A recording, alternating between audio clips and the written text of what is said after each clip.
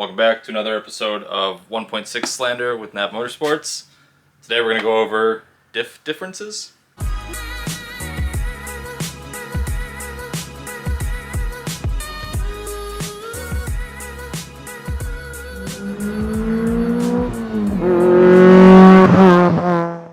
That's partially a lie because if it's slander, it has to be fake or false, and what I'm about to tell you is not false. So, let's get into the differences between all of the 1.6 diff options, all of the 1.8 diff options, and then the difference between the two and why the 1.8 diff is better than the 1.6 diff.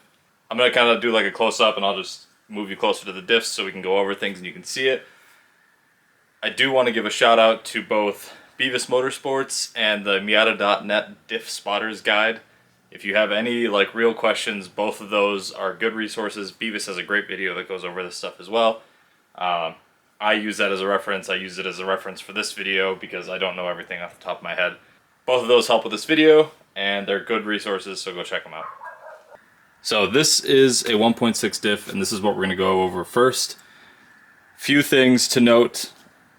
Every 1.6 from 1990 to 93, so every 1.6, came with a 4.3 to 1 gear ratio. So for every 4.3 rotations of the input shaft, where your drive shaft connects, you would get 1 rotation of your axles. So I'll try, this diff is broken so it doesn't like to spin very well, but there you go. So for every 4.3 rotations of this, the axles should be rotating once. Every 1.6 diff was the same ratio, so there is no difference. The only differences you could get between 1.6 diffs was the open differential, or in this case, a viscous limited slip. There's a couple things to tell the difference between the two. The nice thing about the 1.6 diffs is you can tell from the outside which one is which. So in this case, we'll rotate it. Ignore the fact that it says VLSD on it, but right here, so you see this half moon nub here, and there's a matching one on the other side. If you have 4 of these on one stub shaft, it is an open diff. I'll put a picture up here of kind of what I'm talking about. This one has these weird ears that are not the same as these pieces. So that's a dead giveaway that this is a VLSD. And it would be the same or similar on the other side. The driver's side has, instead of like the weird notch, you can still see it's different. So if it's not uniform all the way around, viscous limited slip.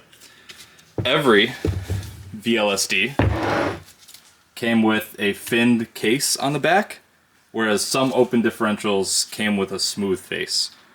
I believe some opens came with the fin, so it's not a telltale sign, but the axles are super easy. You can see them from underneath the car, and it's a dead giveaway if it's a VLSD or not. This one, as you can see, met its fate. Let's see if I can zoom in on that. So the gear has decided to leave the chat.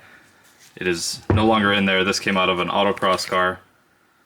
So the way these work, it is a sealed unit. So if you take this cover off, it looks like an open diff through the center. There's a spider gear. I'll put a picture of what you would see.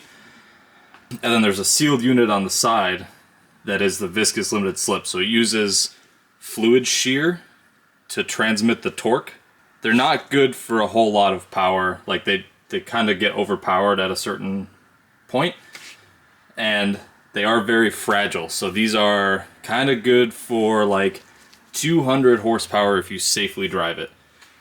This was in an autocross car, so maybe 100 horsepower, 110 horsepower, but it's driven hard and they just don't last. I got this from my buddy Andrew, whose 1.6 I used in the last video. And he has 3 of these because they're a wear item for him. So not very strong, especially if you go boosted. Kind of 200 horsepower is a safe limit, and still at that point expect it to go. You can swap a 1.8 diff into your car. I'll get to that in the end. It's very simple, and it's 100% a worthwhile swap. These are just, like I said, not strong, and the VLSDs are getting pretty rare. So they're also getting kind of up there in price, which is weird, but a lot of the autocross guys have to run these. So you don't have an option, and they're like driving the market up. So that's about it for the 1.6 diff. I don't think, like the engines, I don't think there's anybody that's like a VLSD is best camp. Like, I don't think that exists. 1.6 diffs are pretty commonly just swapped out for 1.8 diffs. We're going to get to the 1.8 diff here in a second, and there's a lot to go over on that one.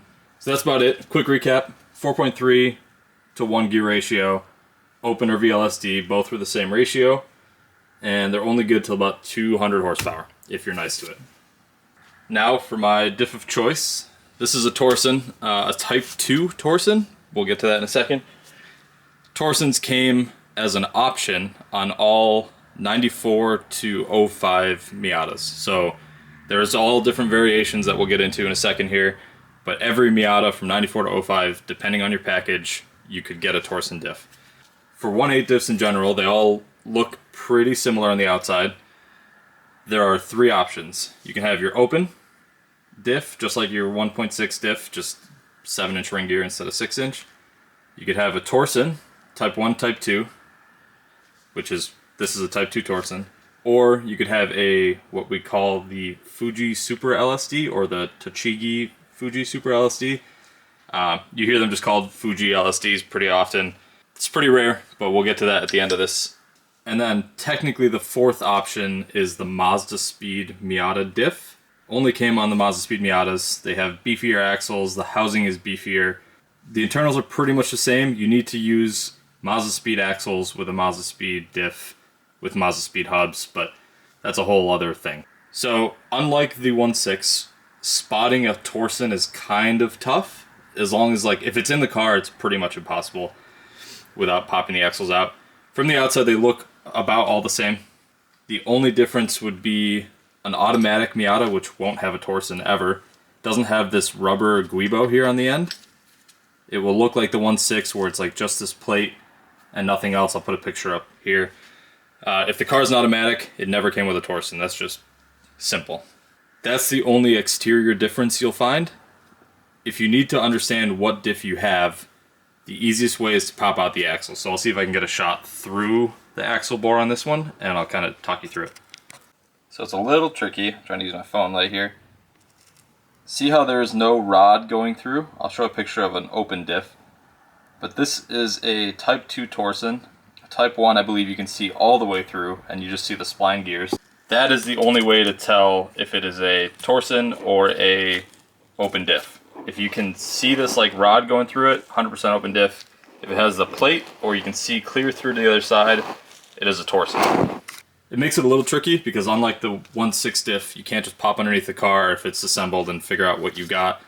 A lot of people would tell you just like go do a burnout somewhere and see if it leaves 2 marks or 1. It's not really a good test, just because sometimes if it's equal traction, the open diff will do the same thing. It'll do 2 burnouts. The only way to know for sure is to look through the axle hole. As far as ratios go for these, there are a lot of options. Unlike the 1.6 that only came with the 4.3, the Torson came with, if you have an NA8 Torson, so 94 to 97, it is a 4.1 ratio diff, so 4.1 rotations here gives you 1 out the axles. If you have an NB1, so 99 to 2000, you have a 4.3 to 1, so that matches the 1.6 diff. If you have an NB1 in Australia or Europe, it is a 4.1. If you have an NB2 or a 10th anniversary, so a 2000 with that special blue, you have a 3.9 to 1, and your car would have a 6-speed as well to pair with that. And then if you are lucky enough to have an NB2 in Europe or Australia, you have the famed 3.63 to 1 diff and a 6-speed. There's a lot of combinations you can have here. Each one is suited best for their own style, so like a higher ratio, so 4.3 to 1, is better for a naturally aspirated car because it makes it feel faster because your gears are shorter, so you have a little more acceleration off the line. If you have something like my K-Swap that had 400 horsepower and a 3.63 and a 6-speed, you want the longer gears because you already have the power. You don't need the shorter gear ratio, like you'd be flying through gears. If my thinking is correct, being that this is a 2000 SE, it does have a 6-speed, but I believe this is a 4.3 to 1. It might be a 3.9. I'm not entirely sure. You can like put the axles in and try to count the rotations and all that. If I find out, I'll put the actual ratio here for the 2000 SE. Now, you heard me mention Type 1 and Type 2. Type 1 diff is a 94 to like early 95 diff. That's where you'd be able to see clear through the axle hole. And the difference is, allegedly, they lock up better on acceleration, so there's better acceleration lockup. And then the Type 2, which is late 95 to 05, is better on decel. So like in a corner, if you let off, it will like maintain traction or whatever. Maybe I'm wrong there. But Type 2, Type 1, they both pretty much hold the same power. Type 2 style diff, I guess, was cheaper to manufacture, which is why they switched to it. I would say not one is better than the other. In my experience, I've driven way too many Miatas with them and like maybe not aggressively enough to know, but a Torson to me is still an upgrade in any way. And then the Fuji diff, which is pretty rare. It came in like, I'll put a list up here of where the Fuji diffs came in. It was pretty rare combo. I think it's 03 to 05 non-turbo Miata with a 6-speed came with a Fuji. So pretty rare combo. So non-Mazda speed Miata.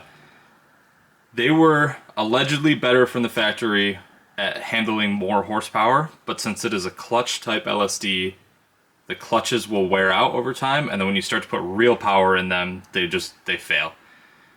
There is a company in England or in Ireland, I believe, that can fix them. If I find the name of them, I'll put them here. I've only heard rumors about them, but apparently it's a pretty cheap fix, and it makes them better than a Torson. Never seen it, never driven it, so take that with a grain of salt. But if you're going to 1.8 diff swap your car, and you're not trying to like weld your diff for drifting or anything like that, any Torson gets my vote. Just pick the gear ratio that best fits your car, and if you have any questions, feel free to like DM me and I can kind of work out the ratios with you to see what would be best for you. Some are harder to find, so like a 363 is very hard to find in the US because you'll find 363s, but they're actually a Fuji diff, which you don't want, so you have to make sure you get one that's been imported. Otherwise, you're wasting money. That being said, these are pretty much capable to about 400 horsepower. You're kind of knocking on the door of them failing. So I ran one in my K-Swap at 400 horsepower and it did great. I never had one blow up. I'm sure people have had them blow up at 250, and I'm sure people have had them last until 600, but the internet agreed number is 400. There is one major issue with these that this diff is actually on my bench to fix, and I'll show you that right now. So the issue we're looking at is right here. So you see this little notch, and then there's another notch down here, both in a line, right? So Sharpie kind of shows where they are. This was put here intentionally from the factory so that if you get rear-ended, your diff arm will crack, like right through here. It'll just snap all the way through. It will let your drive shaft fall down because it's no longer supported. Whereas there's like a risk if you get rear-ended with this knot here that the drive shaft can push up into the car and into the cabin.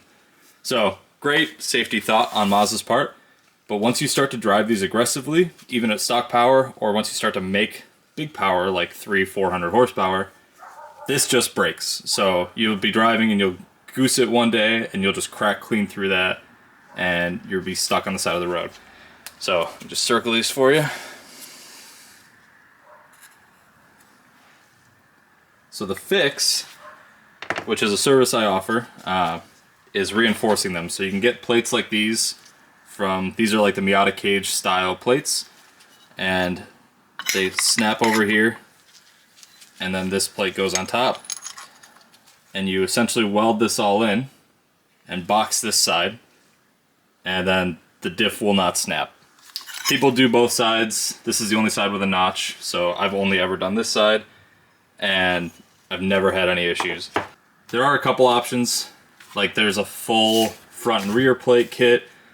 There is the plate kit that bolts through, where you just like drill 2 holes and you sandwich it together.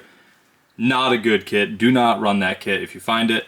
I'm not gonna like name shame, but drilling holes to reinforce something just doesn't, like, it makes it weaker. So it adds no load bearing this way, which, you know, when you're in an accident, you're not getting a direct load. And I've seen them crack with those installed. I've never seen a welded diff break an arm. It's nice if you don't have a welder. The theory is nice because you can just drill holes and bolts together. It doesn't work. Most people can find a welder nearby. These plates are like, I think $35 from Miata cage. Just find a welder. This isn't terrible to weld, you just gotta do your prep work right. And again, it is a service I provide if somebody wants it.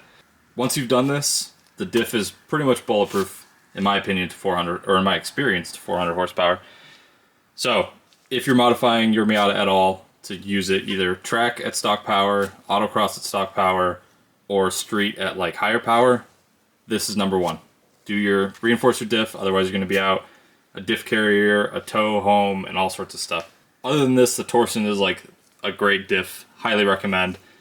But before we move on, I do want to talk about the actual differences between the two and what you need to swap one of these into your 1.6 chassis. So one thing I forgot to mention with the reinforcement, you can bolt on an RX-7 Type 2 diff carrier. It doesn't have this notch for whatever reason. They are pretty hard to find, but if you can't weld and you don't have a welder nearby, look for the Type 2 carrier or ship this out to get reinforced. Still do not do the bolt-on option. It's just not a good choice. Moving on. The differences between the two, if you have them side by side, is pretty apparent. So, Torson, 1.6, hefty, wimpy. So you can see this housing itself is just larger than this one. You have the notch versus no notch here on the 1.6 diff. This weird rib here for support or pleasure or whatever is gone on the Torson diff. And on the front side, you have the Guibo rubber piece on the 1.8 diff. Only on the manuals, the automatics don't have this. The 1.6 diffs do not have it at all. No automatic, no manual, it's all the same. And then you can see just the front of the housing, there's some differences, but I mean, if you're this far into it, you know, you've got some ribbing on the 1.6 diff, no ribbing here. Stub shafts are not a dead giveaway because the Type 1 Torson, so 94 to early 95, came with stub shafts. 95 and up came with full axles, so don't go by the stub shafts for telling the difference, but it's pretty quick to see if you throw your head underneath and just look for this cut rib in the back here, or this notched section on the carrier, that it's a Torson. So if you're unsure if your car has been swapped, a lot of guys with 1.6s will swap Torsons in. The easiest thing is to just look underneath and either look for the notch or look for some reinforcement plates. From the back, if you glance quickly, they are pretty much identical, like just from the back of the car. So you got to kind of get up in there. That brings me to my next point, which is diff swapping your car. So much less controversial than 1.8 swapping your Miata. This is like anybody who wants to make real power, even the guys who try with 1.6s, they will diff swap just because these can't hold the power. So as you saw, this one was broken with a hole through the case at 100 horsepower during an autocross. If he could, I know Andrew, who I borrowed this housing from, would diff swap his car to a Torson. But it's not an option, so he's stuck with these. And then also, it's just sometimes not a financial option for people because it's not cheap. Nowadays, diff prices are going through the roof. But if you are in a position to diff swap, it's very simple. Not going to go through the actual process, but the parts you need four things. You need your Torson whole assembly, so carrier and the front. A lot of times people will just sell you the front. Make sure it comes with the carrier because that one does not bolt up. So, Torson assembly. You need the axles that go with the Torson. So if it's a 94 to 95 Type 1 and it has the stubs, you need the stub axles. If it is a 95 to 05 non-Mazda speed, you need the full axles. They are interchangeable, so you can take the stub axles out of the Type 1 diff and put full axles in. Some people prefer the opposite and put the stub axles in because then you can quickly swap diffs without draining the fluid. So if you're trackside and you blow a diff up, you can have another filled diff ready to go and you just drop, install, but personal preference at that point. And then you also need a 1.8 drive shaft, and I believe it has to be a manual drive shaft because the Guibo makes a length difference or something like that. But you need a 1.8 drive shaft. So 1.8 drive shaft, matching axles, and the diff. and then you unbolt essentially everything from your car, bolt it in, and you are done. There's no like tuning that has to be done. It is like a highly recommended upgrade in my opinion, especially if you try to make power. Just the grip of coming out of a turn, if you've ever autocrossed or driven or raced an open car and you try to power out of a turn and it goes like whoop, that's your open diff or your failing viscous lighting up the inside tire. With a Torson, you can come out of a turn, hammer down, and you're gone. So like power goes down to the wheels and out. Obviously there are some other options, like you can do, people do S2000 ring gears or Kia ring gears, and you can go like a full two-way diff, like a Kaz two-way or anything like that. Not going to get into that. That's not a bolt-in option. These are bolt-in options. These are nice, and these are available on the market for, I think, a full diff swap. If you're doing like a 4-1, you can have drive shaft axles and a diff for around $1,000 to $1,200, and then a thing of fluid, which is like $30, and you're all set. This is pretty much going to be the end of the episode. I will show you what it looks like when it's reinforced. You guys can judge my welds. I just want to show you kind of what the finished product looks like. And then again, if it's something you need done, reach out to me and I can have you ship me just the carrier section on the back, and I can reinforce it and send it back to you. And before I forget, Torson, which is the name of this, two things. One, these were made in Rochester and the plant is still open. You cannot get Miata Torson assemblies from them. It says it right on their website. And secondly, Torson is actually like it's not really an acronym, but it's an abbreviation of Torque Sensing LSD. So TOR from torque, SEN from sensing. So it like senses when you apply power and it locks the wheels up and gives you traction. So just a cool little thing. But that's going to be a wrap. I'll show you the welded setup. So here's the Torson that's been now reinforced. I welded it out. I did film this. There's a tripod right there. I will be releasing the reinforcing video right after this video, so if you're looking for how to do that, it should be out in a couple days, or if you're watching this later, it is the next video in my series, so go check it out. It's pretty simple. Again, a service that I do provide, and I am happy to help with. And that's going to be a wrap for this episode.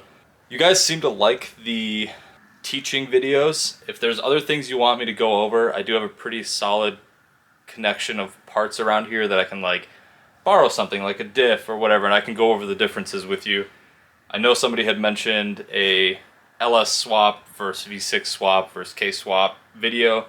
I am planning it out. I haven't had an LS swap or a V8 swap of any kind, and I haven't driven or like seen a V6 swap that I've been able to experience.